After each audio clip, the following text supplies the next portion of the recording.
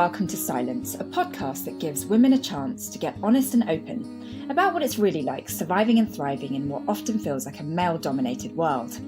All of my guests have been handpicked from the fields of science, technology, engineering and mathematics, or STEM, where inclusivity and diversity can be a real issue. I know this only too well, having been a mechanical engineer myself for a number of years. I'm Dr. Shanice O'Mara, now a television broadcaster. I've worked on and reported on some cutting-edge technology and innovation over the years, and through my TV work, I've met some incredibly inspiring women from a diverse range of STEM fields. These women are true trailblazers, and I've often felt so empowered myself by learning what they're like as real people, usually when the TV cameras have been turned off and they're just being themselves. Each week on Scilence, one of these women shares her unique experiences and truth, without the usual pressure and stress of having to promote her accomplishments or uphold her impressive reputation. How? Because all of my guests are deliberately kept anonymous and disguised to ensure that we as listeners are not distracted or maybe even intimidated by all the usual kinds of societal labels and trophies. The women of STEM on this show have amazingly impressive CVs, but most importantly, they're human, just like the rest of us, and I want to share the inspiration and wisdom that I've gathered from them with you. It's my hope that you really relate to what we chat about today. If so, please do subscribe to Scilence and maybe even rate and review the show. I'd love to have your feedback. This week, my guest is in the field of chemistry. Hi. Hi. How are you? I'm fine, thank you. How are you? I'm good.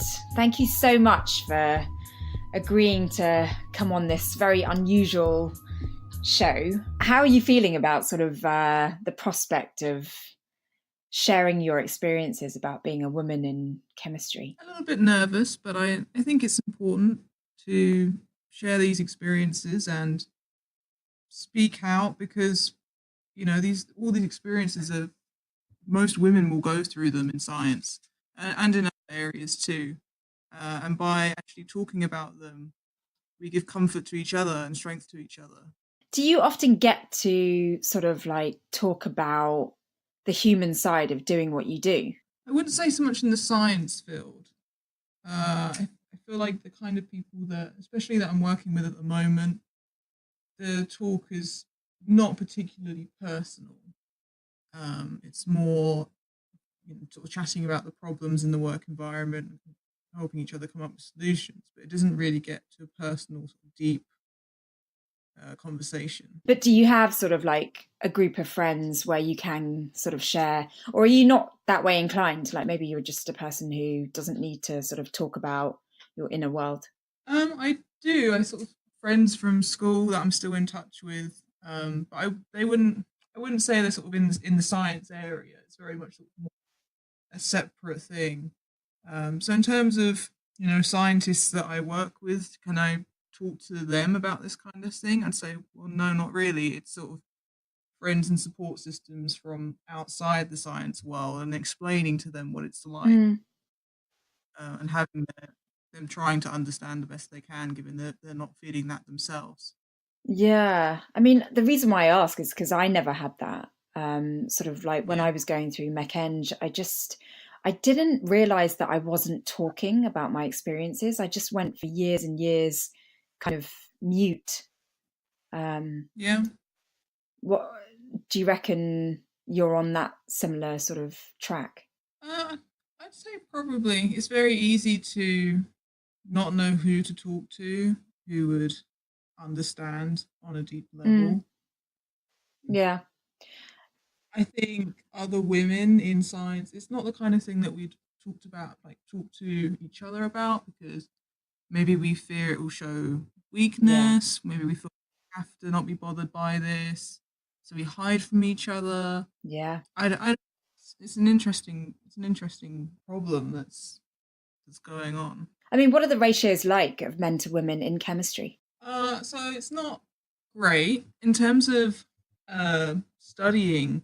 Sort of undergraduate chemistry degrees tend to be maybe 50-50, 60-40, depending on where exactly you look. But it's not too bad actually. Maybe slightly more men, but generally pretty good.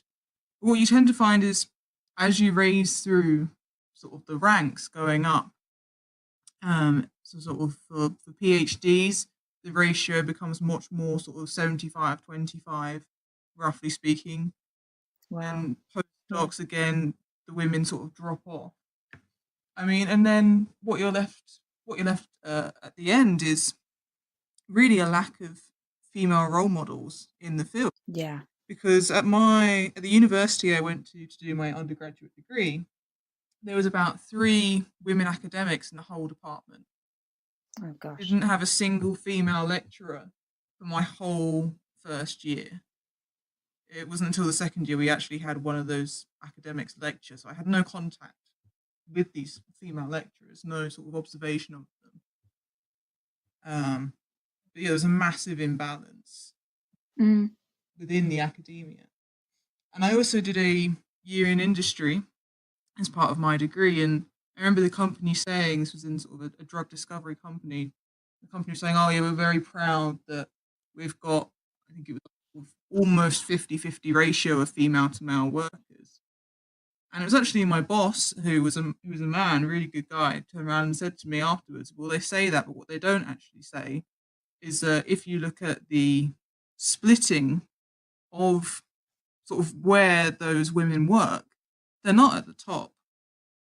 Yeah. Those women are, if you look at the roles like team leaders and managers, the women aren't there. Look at those roles, it is not a 50-50 split. And where are you in your career? So I'm currently doing a PhD. Right. So you've got to an advanced level. How come? I mean, have you been put off by these ratios, or does it not affect you? To be honest, I actually see it as empowering. So if anything, it does me good. As strange as that might sound, like, yeah, it is difficult, especially when you're very young. Sort of for schoolgirls to not have role models, because the idea doesn't even really enter their head. You know, if they don't see these women, then they're not going to get the ideas. I was quite lucky that I went to an all-girls school, and it was a science and engineering school for my high school, and they did encourage us to, you know, they did say to us, you can go into the sciences, you can go into engineering. So I was incredibly lucky and blessed to have that support and go, this is an option for you. Yeah. From an early age. I'm really seeing a strong trend in women that have come from single-sex schools, because with the absence of males in education, it kind of makes the girls sort of muck in and take on all roles rather than sort of like subduing themselves to just the typically female roles. So how does it work then, having come from a single-sex school and now sort of being much more aware of the ratios and the drop-off rates of women in chemistry then? I'd say more that as I've become, you know, coming from a all-girls school, I wasn't really aware, perhaps, I was aware of sort of the lack of role models perhaps, but the idea that I couldn't go, or that it was more challenging for me to go into science, wasn't really a problem. But then when I went to university and saw, you know, in the industry, in academia, this imbalance, you know, it is a shame. It's upsetting, but I actually find it makes me proud to be a scientist. Right, and so that's what you mean by empowering, right? It kind of spurs me on. It's like, you know, I've got to represent the women. But does that not put a lot of pressure on you? Yeah, I think it does. I think it does. I think that's something that a lot of people don't think about. That, you know, when I'm doing something, when I'm trying to achieve something, I don't just see it as I'm achieving this for myself. I'm achieving this to be able to say, you know what, women can do this. Women can be the best in the year. You know, we have, you know, we can be as good as, given the equal opportunities. So it sounds like you're more than happy to sort of like take on the responsibility of representing, you know, women in chemistry, which sounds like a really lofty sort of responsibility, but it is kind of something you are taking on by sticking with it. Tell me about your journey. Like, how did it all start that you chose chemistry? Like from an early age, was it obvious that you were going to go into that subject? Definitely not, actually. Not one of those people who was, oh, when I was 5, I wanted to know about how, this reaction worked. It definitely wasn't that. I originally wanted to be a vet, uh, and that was up until I was about 13, 14, and I did some work experience at a veterinary surgeon's, and I found out I just couldn't do it. Really? Uh, What about just it? too emotional. Yeah, just too emotional. I thought that I really love animals and they're a big part of my life, which is why originally I wanted to be a vet. But I found that I thought I couldn't let go. With all walks of life, you win some, you lose some. There's going to be some things that you can't. There would have been animals that I wouldn't have been able to save, and I think some people have the personality where they can just say, I tried my best and walk away. Whereas I knew I wouldn't be able to do that. I'd hold on to it. Yeah. And that inevitably it'd be bad for my health. It's interesting you say that, actually, because my sister's a vet, and hearing you say that makes me realise I probably don't appreciate just how much she takes on. Yeah, it was really difficult. I loved it, but it was really difficult. Sort of, as a placement student, being young, I'd have jobs like like feeding the animals in the kennels and like changing their bedding and that kind The of cute stuff. And stuff. you'd spend all day like like looking after an animal, like syringe feeding it because it wasn't well enough and all that kind of stuff. And then you'd come in the next day and you'd be like, oh, where's this cat? I was like looking after all of this today. And like, oh, it passed away. And then it was just horrific. Yeah. And I thought, what, I'm just too emotionally invested. Right. So then why chemistry? Well, I then decided I wanted to be an astrophysicist. As you do. And then just a little shift. Yeah. I mean, I'm like sci-fi nerd, so I think that's where that came from.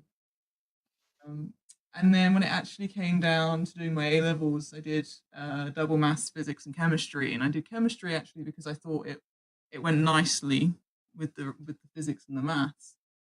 And then I started doing the A levels, and I was doing physics, and I thought, oh, is this for me? And then I was doing chemistry, and I actually thought, I'm actually really enjoying this. It was literally just sort of almost last minute.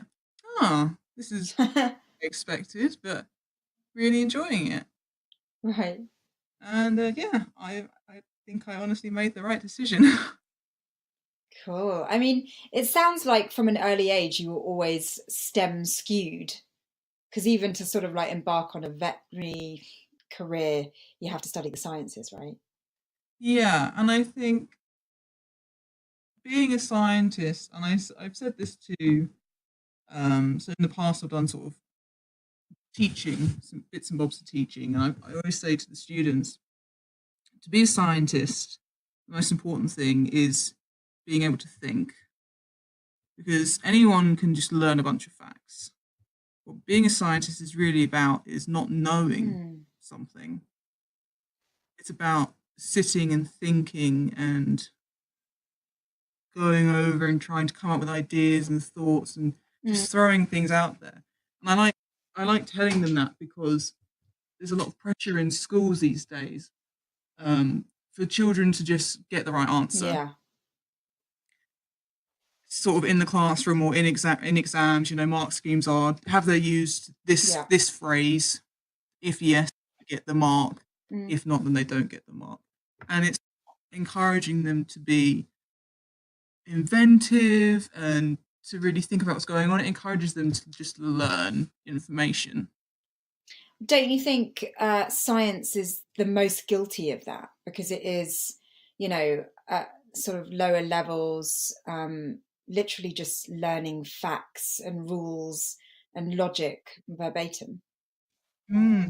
Yeah, I mean, if you compare it to sort of remembering high school and sort of earlier years English, it's like how do we interpret this piece of writing?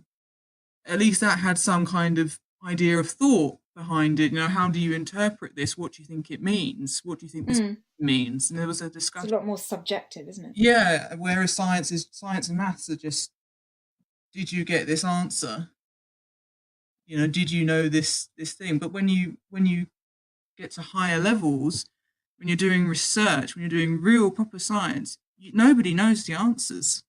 You can't fall back on that. You've got to be able to go, so why isn't this working? And how are you with the unknown? I think it's a shock to the system.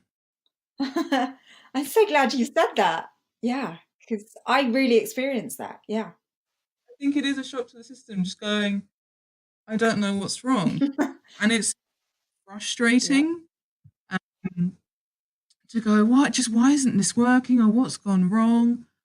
And to just be mulling over. But at the same time, when you do crack it, it is really great. Satisfying. It's Yeah. such an incredible feeling Yeah. for it all to just suddenly click into place, especially if you've been sort of mulling over something for days or weeks, trying to figure out, what does this result mean? And, I've been trying to figure out what, I did an experiment, I got this result, and that didn't make any sense. So I thought, I know, I'll do 3 more experiments to try and figure out the first experiment. And then none of that data made sense Mm. either. And one day you're sort of, in the bathtub or like walking home from work, or you're just kind of thinking about it in the back of your mind as you're walking somewhere, and you suddenly go, oh, and it all just kind of drops into place, and you think you got it, and it just clicks, and that's such an incredible feeling. Yeah, but you don't really get the chance to have that feeling until you get to Yeah, no, PhD not at all. level. I never did a master's, so I don't know whether you get the chance to be creative during a master's, but I think masters was somewhere in between. It definitely wasn't like that, because you've got a lot yeah. more sort of being told what you're doing, Mm. are doing something new. Um, but yeah, it's definitely not on the same level. I think PhD is when that really kind of kicks in. Which is kind of a shame because you've got to do a huge amount of STEM to get there. Yeah, yeah, definitely.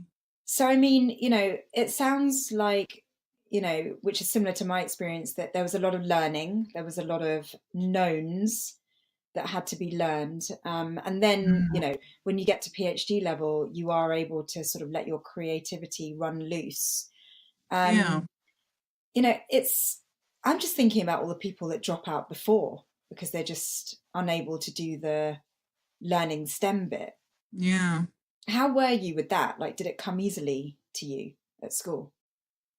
I'd say, as with everyone, there was things that came easy and things that came difficult. Um, different topics. I think everyone usually finds something that they struggle with. Um, I'd say that I've got where I've got today because of hard work.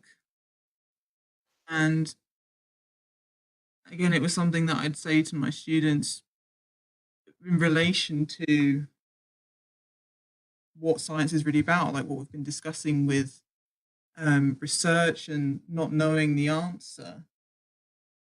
It's that not just giving up straight away, because if you're trying to learn something and you're struggling to learn it, but you get there in the end, that's actually probably doing you more good in the long run than someone who can just get it straight off the bat. Because when you and that person get to research, they're going to go, my answer, I expect it to just fall in front of me. Whereas you've had to fight for the Mm. answer, and work for it. Yeah. So in some ways, I think it Yeah. helps prepare you for that. I don't know. Like, it's it's such an interesting journey being in STEM. I really take my hat off to women who have stuck it out. You're the second person in chemistry that I've had on this series who talks about the importance of hard work. And I'm wondering if it's a chemistry perspective or whether it's a women in STEM perspective. Because, you know, often the amount of work that is required to succeed in STEM is excessive. And I wonder what drives you to work that hard. I think part of it is wanting to achieve, wanting to maybe, I don't know, prove myself perhaps. But, I think even from a young age, I've had a desire for success, whether that's, how I define success, but feeling like, I've done something as a scientist, not necessarily becoming a huge scientist or anything like that, but just saying, I've actually achieved something, I think is something I really wanted from a young age.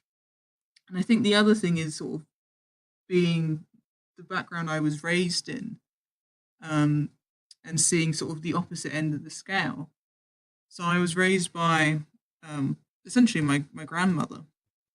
And when she turned 15, she was told, you can read and write and do basic maths. You're going to drop out of school, which she didn't want to do. You're going to drop out of school and you're going to go work in a factory until you get married and basically have children. That's because that's going to be your life. There's no point giving you an education because Wow. you're just going to be a baby maker, was essentially what she got told. And it was actually her grandmother fought for her. And she, in the end, they came to a compromise and she went to night school to do sort of accountancy and maths. And, my nan raised me, and just hearing that story of how she wasn't really given a choice of being able to fulfill her potential, of being able to go ask these questions, why, and do research and learn about science, made me appreciate the opportunities I was given, and I see it that I've got to make the absolute best of this opportunity. I think that's what helps drive me. Right. And did your grandmother use her qualifications? Yeah, she worked for many years. My granddad was a postman, and she worked sort of doing the accounts for different firms until she retired to look after me and my sister. And why did she want to work? What was driving her? I think again that ambition. Just she didn't just want to just be a housewife. She didn't want to just be. I understand it, because I think I'd go crazy. I don't know how people do it, and it's fascinating to me. Probably other people think it's fascinating that I can be a scientist, and I think it's fascinating that people can be housewives and stay at home mums. It's an incredible thing for me to think about. Yeah, I often think about this because there seems to be two types of women. There's the woman that, is very maternal, really wants kids, knows they want kids from an early stage in their life. And they're kind of geared up for that. And then there's, women like us that are sort of ambitious and want to live our lives to our fullest potential. And it's kind of a bit more of a selfish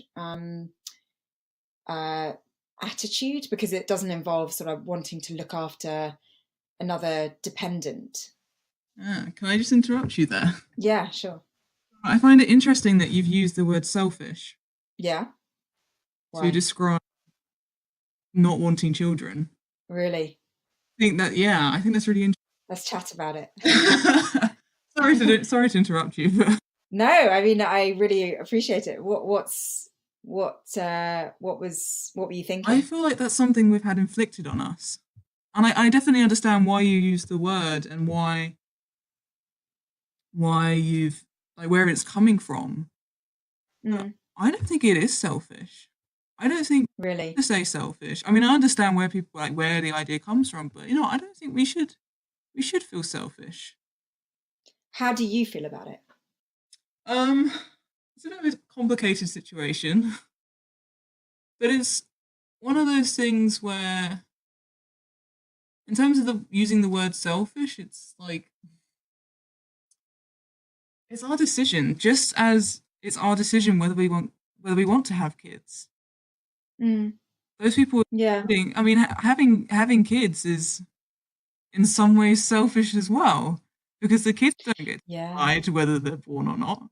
You're doing Right. that, and it's still Yeah. as long as the important part is that you're making that decision for yourself, and it is what you want. That is what having kids or not should be about. Do you Mm. have kids or do you not want to have kids? It shouldn't be about what society makes you feel like you should do, or what is the done thing, or that your parents are complaining that they want grandchildren. Yeah. It should be selfish whether you want kids or not, but they should both be Right. selfish. And that's okay. It's okay for them to be selfish because it's your life. You know, you're going to have kids for the rest of your life. Mm. It's a massive thing. So, Where do you stand on it? Do you want kids? it's a rough one. To be honest, I change my mind quite frequently. Yeah, I I've know. said I've said that I definitely don't want kids in my 20s. If it's something I'm gonna do, it's firstly Right. gonna be something that I want and me and my partner want, rather than it's the done thing and we feel like we just should do it because, that's what you do with your life. You married and you have kids, that's what you do with it. Yeah. That's not what I want. I want it to be a case of I wake up and I feel like I'm missing something from my life. I actually want a child rather than just, all right, well, I guess it's the next thing on the job list kind of thing. Um, and I don't feel like maybe maybe when I sort of hit my 30s and I feel like I've kind of achieved a bit more and got more out of what I want from life, I'd maybe wake up and be like, actually, you know what, I do want this. But right now, I don't. And in sort of the next 8 years, I don't think that's going to happen. I think it's going to be, what, I want to focus on myself and enjoying myself and achieving.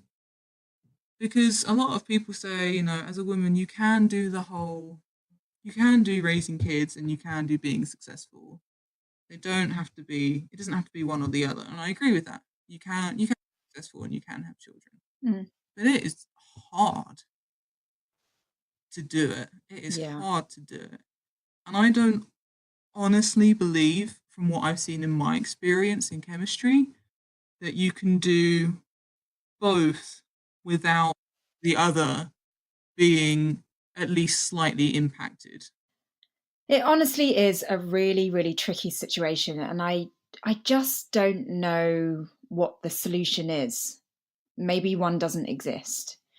But I've heard from so many different women on this show who, you know, they look like they have it all, but they honestly are exhausted. They Yeah. feel like they've had to compromise. They feel Yeah. like things have slipped in order to juggle lots of different things like motherhood and Mm. career and, Mm. you know, relationships, I guess, Yeah. friendships and romantic.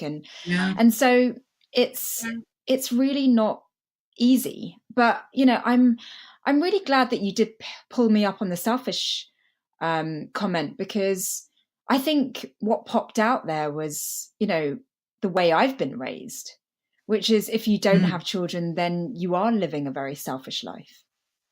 Oh, and people say it all the time. Yeah. I mean, there's yeah, it's definitely, it's not just your family thing. It's definitely a society thing. How do you deal with that? I'll be honest. Sometimes I don't. Sometimes it does get to me. Yeah. Yeah. How does that manifest, like when it's getting to you? I think when you think about like your family, because it's very easy when someone stops you on the street and says you're selfish for not wanting children, then it's very easy to just be like, I don't care about your opinion. You can go Yeah. away.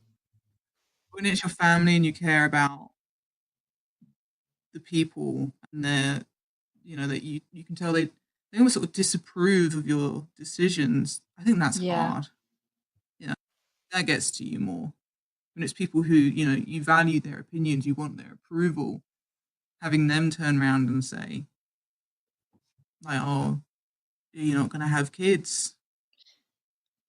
Yeah, I totally resonate with that because, in my situation, I feel like I've worked so hard to try and achieve things in my life, and that has required me to actually wear a very focused and professional hat. And so, being Mm, that sort of like strong, tenacious character doesn't really give you much leeway to be maternal and kind of nurturing and yeah. thinking about becoming a mum.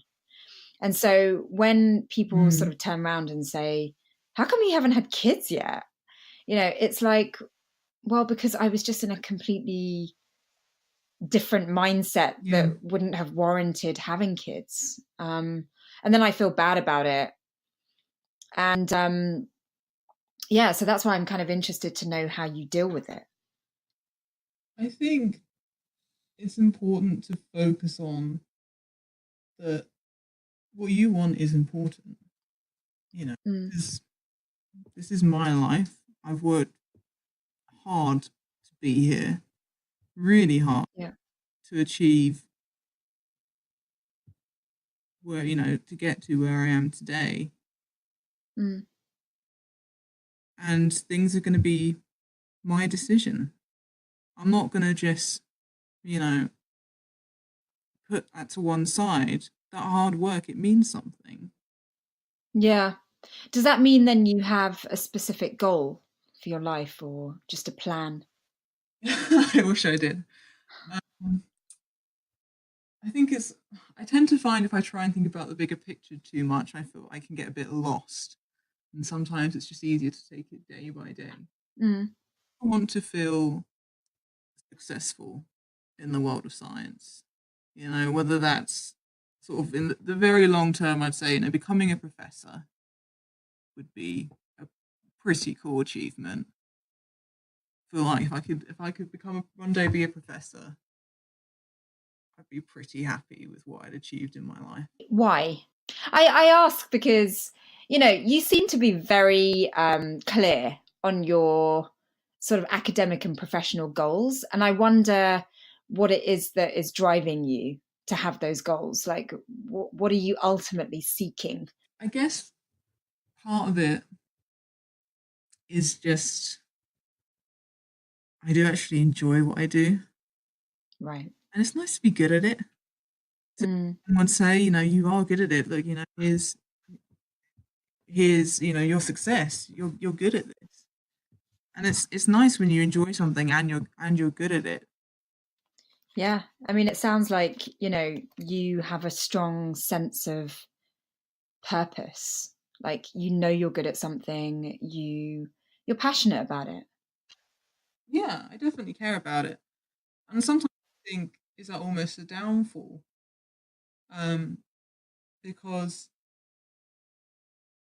actually, well, it's sometimes I think it's a downfall, and actually sometimes I think it's something that's actually really useful in chemistry.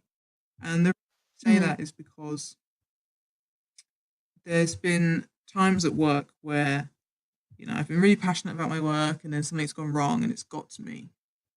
It's like, oh, I'm really struggling with this. Like, this is really frustrating. This is really upsetting. I don't know what's going on. Um, and I've had other people say to me like, you need to get less bothered by this. Usually, those people are male.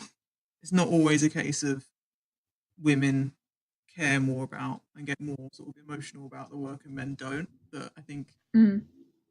there are obviously exceptions to that rule, but it does happen a lot in my experience. Um, and I'll sort of get upset. So in some ways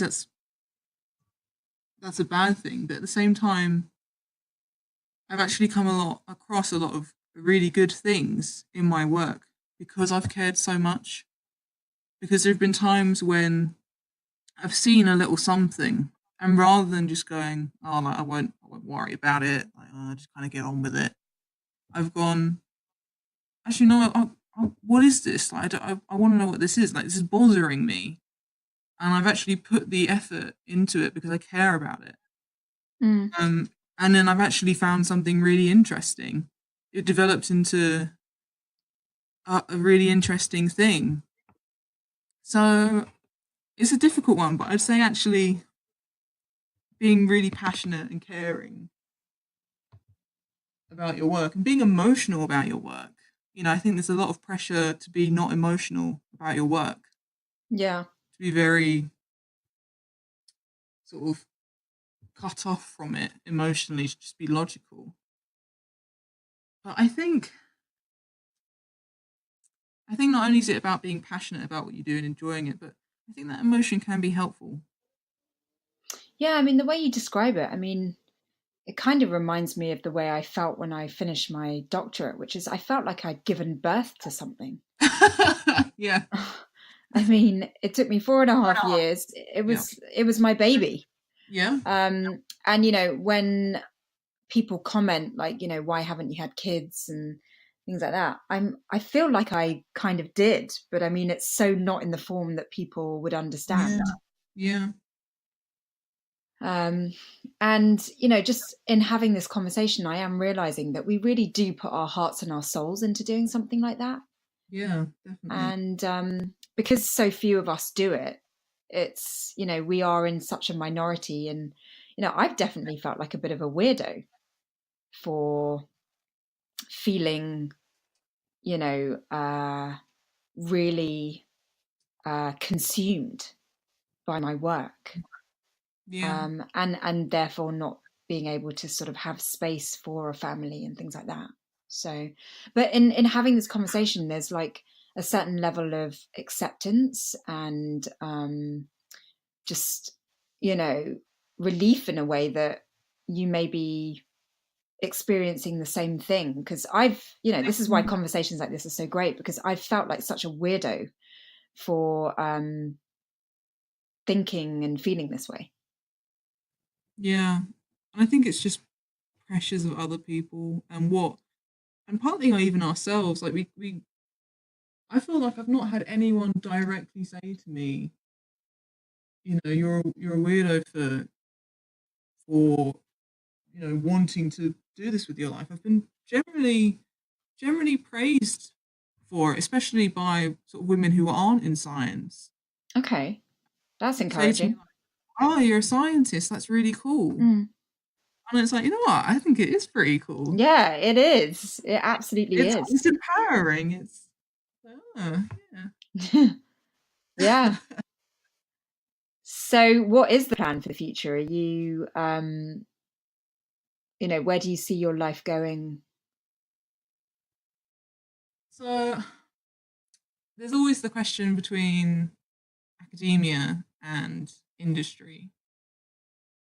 I'm not entirely sure where I want to go Mm.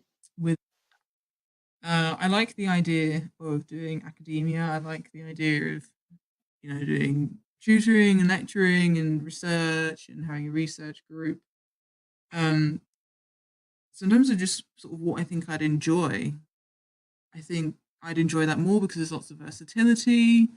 Whereas in industry, especially sort of at the beginning, it can be quite repetitive, I think, from what I've seen in my experience. Um, the problem with academia, from again what I've seen, is that the hours and work it takes to be successful. Because, I mean, my boss, he works weekends, he works, I get emails from him at God knows what time in the morning because he's reading and he's working. And I just think, I'm willing to work hard, but there's a point where I've got to say, for the sake of my health, I'm not doing that. I'm not working a 70-hour week every week. Like, it's something I've done in the past for like, oh, I've got a deadline coming up kind of thing. But to do that for years, in order to be successful, I don't think it's a reasonable ask. Yeah.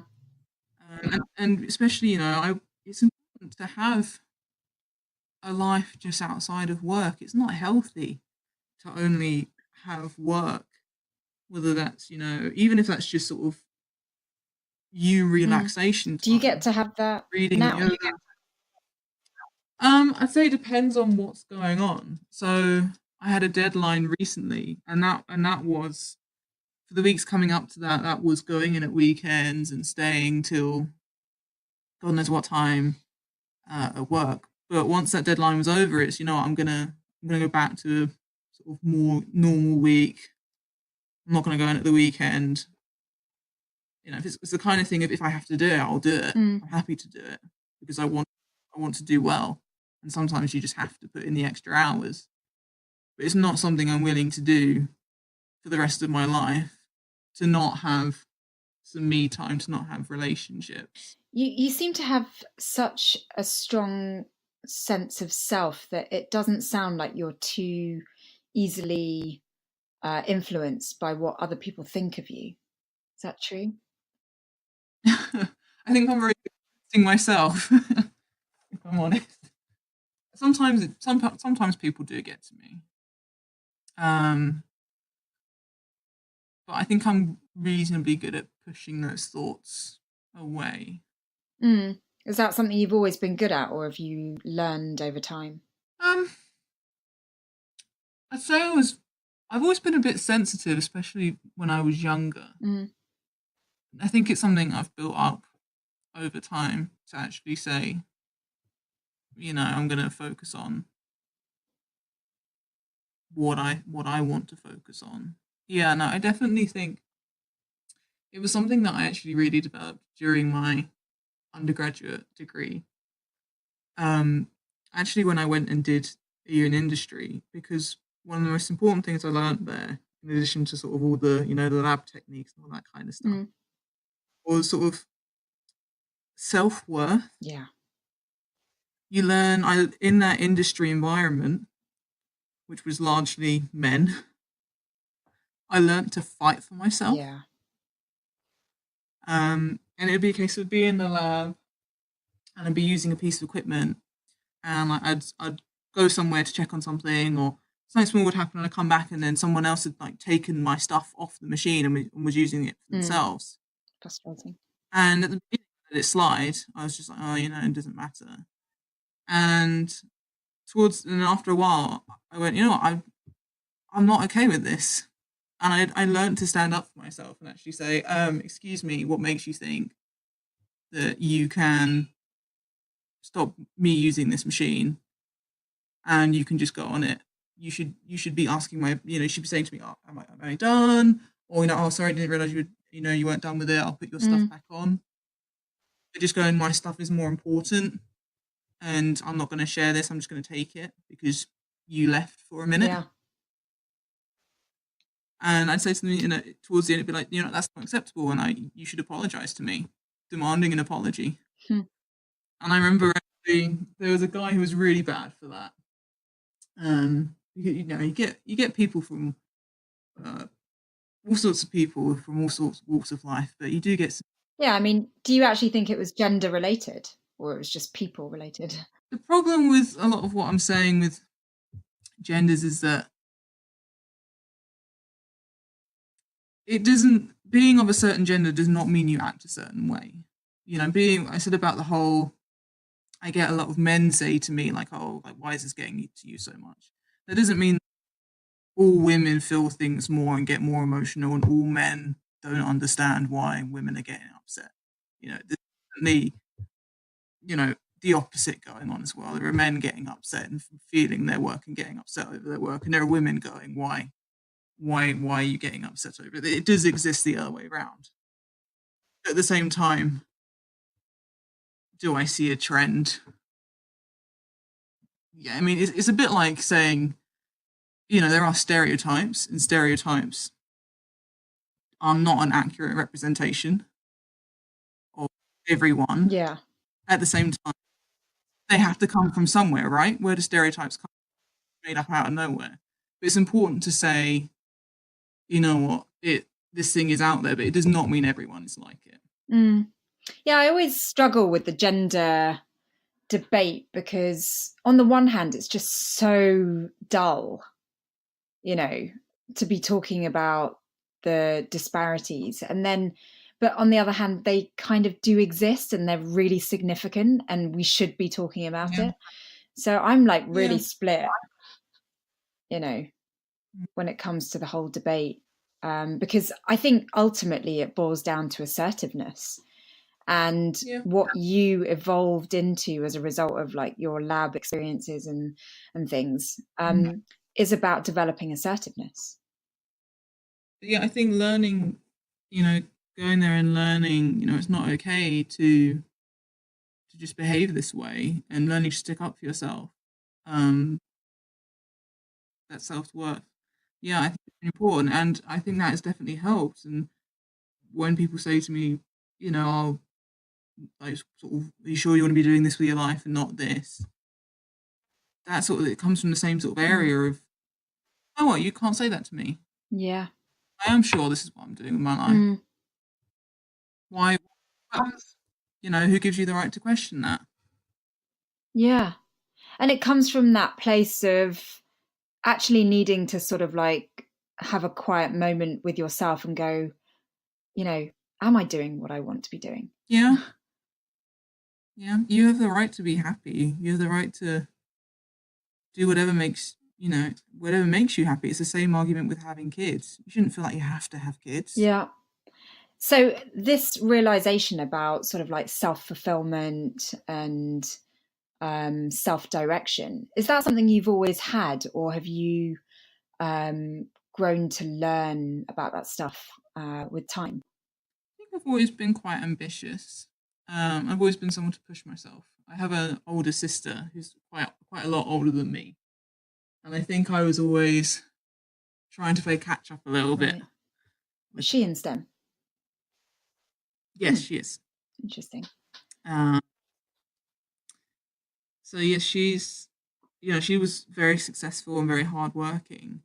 And I guess in a lot of ways, my sister was my role model, actually. And so what did you learn from her?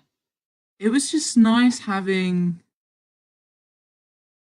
someone go through it all before me.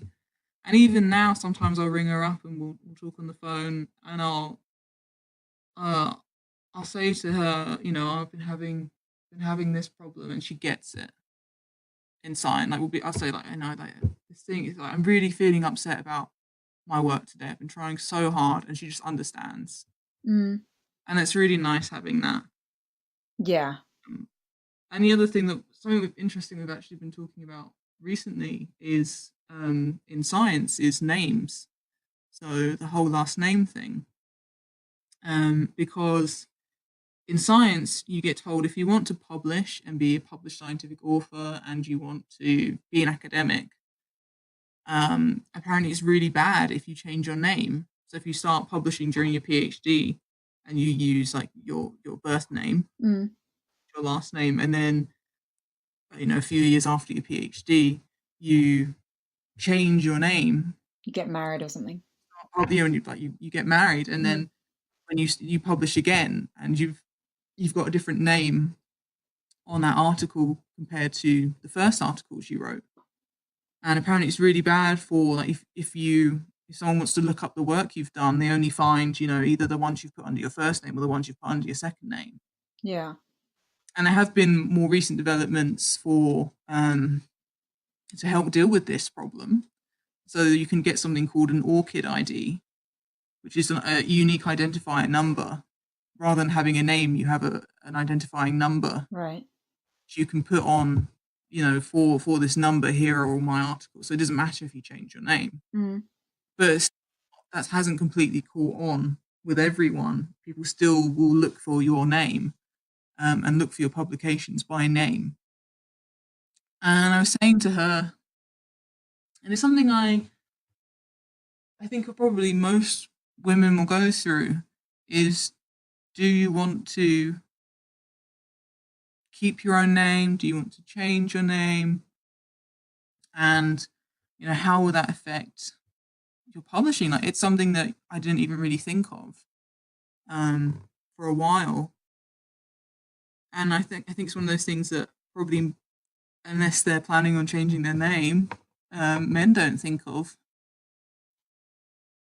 because it's not something they, most men don't change their names. But it's a big. I mean, personally, it was one of those things where I went, do I want to do this? Do I not want to do this? What do I do about this? I'm getting a really strong kind of like sense that you are very tenacious, like your grandmother, in trying to prove your validity on this earth. It's really interesting because I've been trying to sort of like gauge where your drive comes from, and it sounds like you really need to prove yourself, and what you've got to give academically. And that's just really kind of fascinating. Like, where do you think that's true? And what do you think about that? I think partly it is just I enjoy learning. Yeah.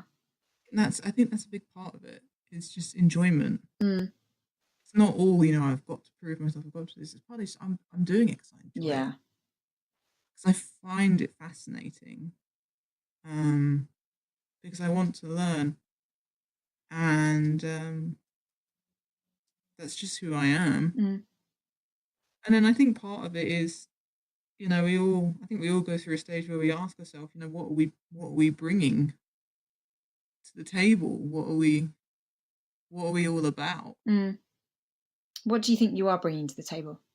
I think the answer to that is, I remember saying it to someone else, that no matter what I do in life, whether I become a mother, whether I don't become a mother, whether I become a wife, whether I don't become a wife, whether I come up when I'm old, whatever, there's one thing that I feel like I am, and that is a scientist. I can't imagine myself doing anything else. Mm. And I've said, I've spoken about, I know it's a long way off, but I've spoken about sort of retiring. And I said, I know I'm one of those people that keep learning. I can't just retire. I would go into schools out of my own free will to teach science to schools when I'm retired for free. I couldn't just sit at home, gardening, lost without doing some kind of science.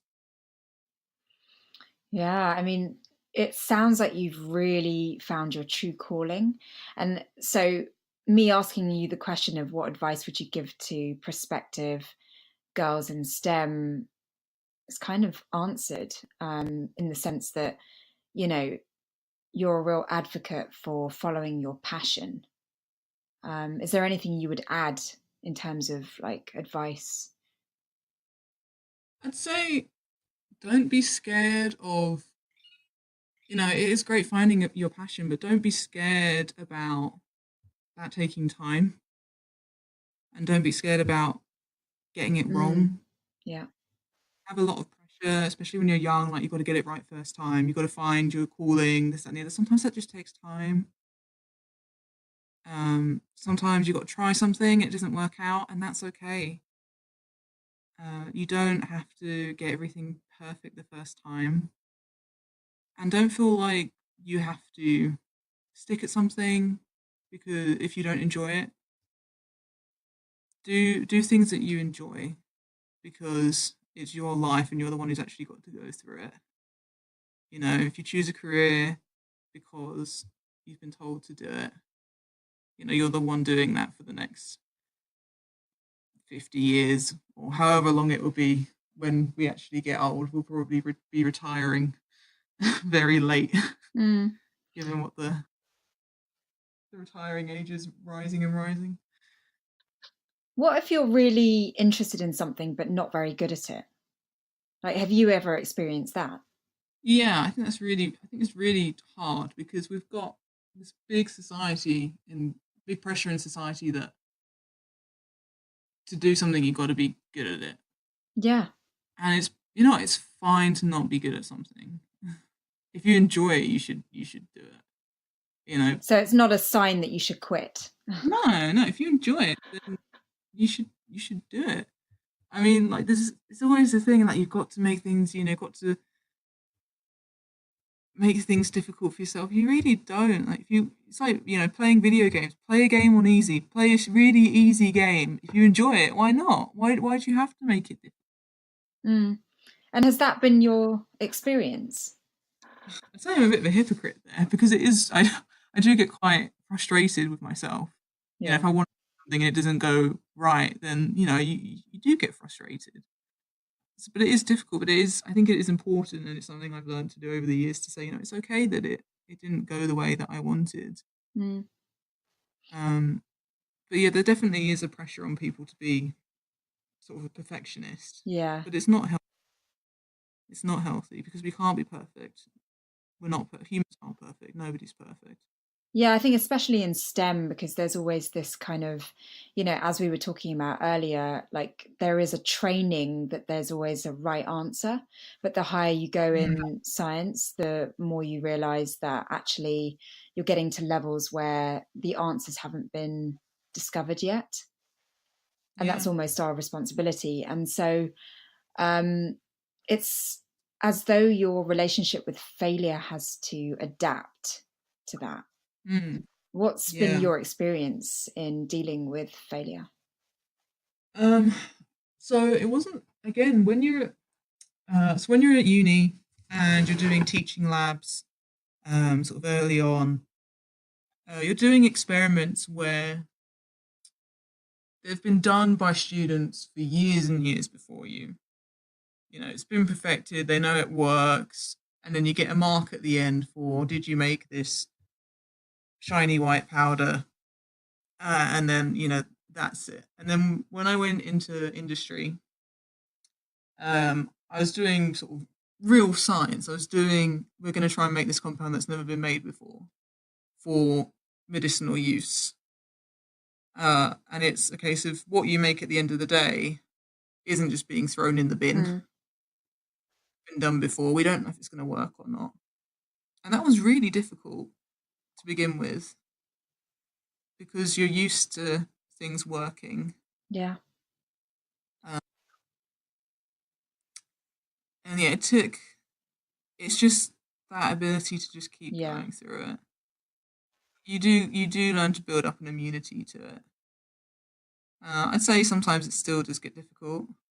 I mean, I did some reactions today and I've looked at the results and neither of them worked, but it is disappointing because you care about it. It's important, but you do learn to build up a resistance and endurance. It sounds like. Yeah, definitely. Yeah, definitely. And when it does pay off, it actually feels so much more rewarding. So I think when you learn to build up that resistance, when you learn, it is more difficult doing these unknown reactions and doing this unknown stuff. But when it does work, I actually feel so much more accomplished than just doing something that I knew was going to work. So the reward from it, you learn that the reward from it is worth it. Yeah, definitely. Yeah, it's a difficult thing to learn. And that just takes patience, doesn't it? Definitely. Yeah, I mean, it sounds like you're learning so many life skills, really, in studying STEM. And it's just been so amazing hearing your journey, because it's not just about chemistry. It sounds like all your experiences are influencing who you are as a well-rounded woman. Yeah. And so it's been an absolute pleasure to have you on the show.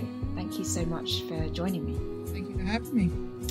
That's it from my STEM guest this week. Gosh, I really feel like my guest has a very strong sense of self, yet doesn't really appreciate just how much self-awareness she really does have. And in talking to her, I feel actually empowered myself in hearing her clarity, in kind of putting her opinions about herself before anybody else's. That's what I got from our conversation today. Thank you so much for listening to Scilence, and catch you next week. And don't forget to subscribe and rate and review the show. I'd love to have your feedback. Catch you next week.